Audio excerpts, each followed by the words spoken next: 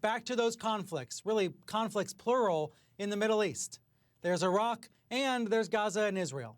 We have heard dueling accusations about bias, and in recent weeks on this program, we've talked about what has been said by both sides. But what about the bias that comes from what's not said? What about bias by omission? This was raised by Crossfire co-host S.E. Cupp in a recent op-ed. So to start the show this morning, she joins me here along with James Zogby, the president of the Arab American Institute. Thank you both for being here. S.E., let me start with you first. You say that when this conflict is covered, there's sometimes a giant glaring omission. So what is it?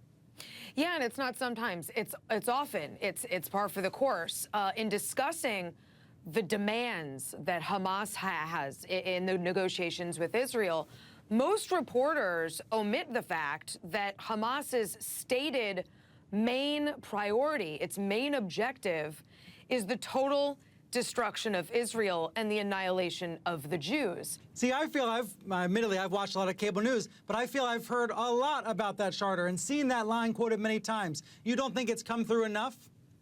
No, I think it's something that should be said anytime you are discussing what Hamas wants. And most of the time you hear Hamas wants a ceasefire, Hamas wants a Palestinian state, Hamas wants the blockade in Gaza lifted, Hamas wants its tunnels left alone.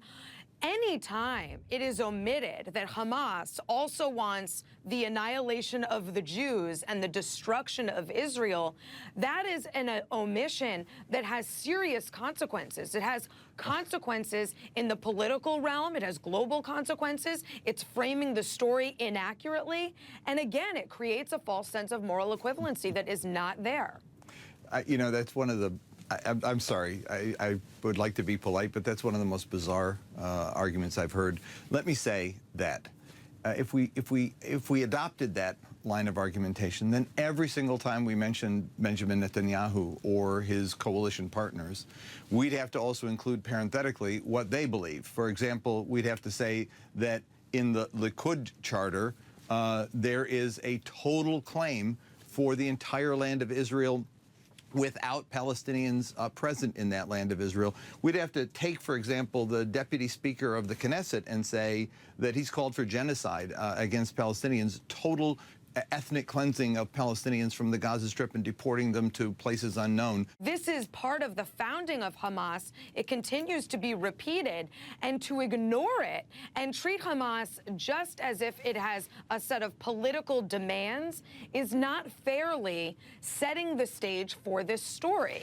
But the same is true about the story on the Israeli side. The Likud party, while the prime minister... in the Israeli charter or in the Israeli... Look at the Likud charter, my dear. Look at the Likud charter. In the Israeli charter, it calls for the destruction of all Palestinians. No, there is no Palestine that it mentions. It talks about the... No, actually, they say they want peace, but the Likud party, as opposed to other political parties in Israel, has been very clear about maintaining from the very beginning that there was no Palestinian, legitimate Palestinian or indigenous native presence in that land. They were strangers, they were foreigners, they were to be expelled. The necessary part of the story is what is happening today, what is being done to people today, and that is what I think the press has not adequately covered. Well, listen, your condescension aside, I'm not suggesting we need to go back thousands of years, but to omit I'm not saying thousands. The deputy speaker of the Knesset is there now.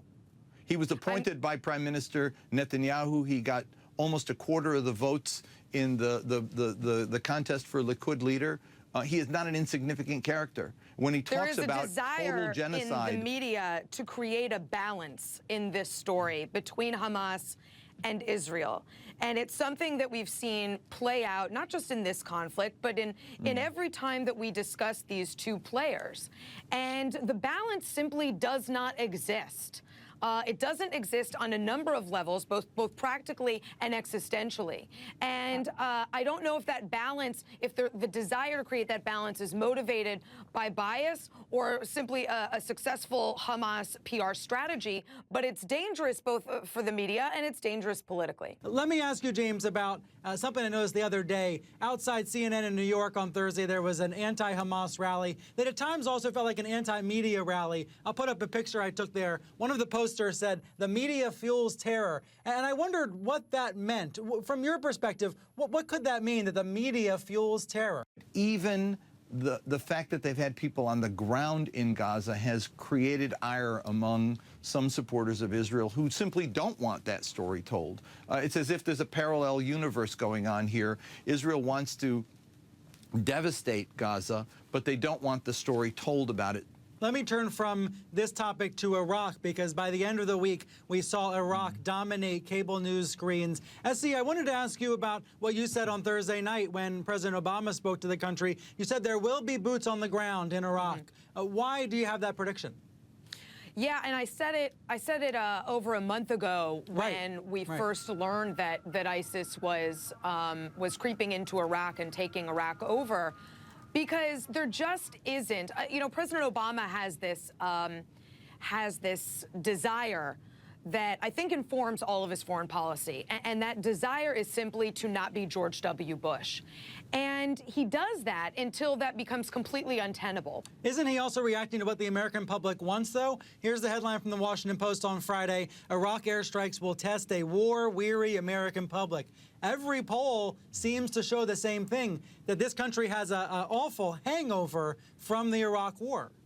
Yeah, but it's the president's job to convey accurately and effectively to the American public and the international community the dangers and urgency. And I think actually he did a great job of this in talking about ISIS and the Yazidis and the humanitarian urgency for at least humanitarian aid and why airstrikes might be necessary. That's his job. James, I know you've been in touch with U.S. officials about this. What have you heard from them?